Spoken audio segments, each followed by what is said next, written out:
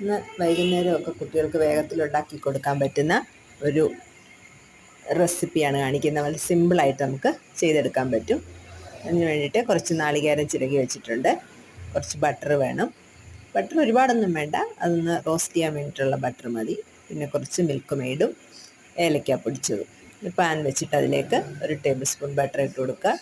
തേങ്ങ ഇട്ടൊന്ന് റോസ്റ്റ് ചെയ്യുക. തേങ്ങ ചുമക്കുകയൊന്നും വേണ്ട, ചെറുതായിട്ട് അതിൻ്റെ വെള്ളമൊക്കെ ഒന്ന് വലിഞ്ഞ് ഒന്ന് ഡ്രൈ ആയി വന്നാൽ മതി.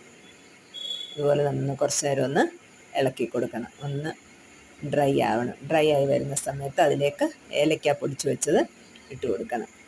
എന്നിട്ട് വീണ്ടും ഇളക്കുക. അതിലേക്ക് പഞ്ചസാര വേണ്ടവർക്ക് പഞ്ചസാര ഉപയോഗിക്കാം. ഞാനിവിടെ മിൽക്ക് മെയ്ഡാണ് ഉപയോഗിച്ചിരിക്കുന്നത്. അപ്പോൾ ഇച്ചിരിയുടെ ടേസ്റ്റ് കൂടും പഞ്ചസാരയേക്കാൾ. മിൽക്ക് മെയ്ഡ് ആവശ്യത്തിന് ഒഴിച്ചു കൊടുക്കുക.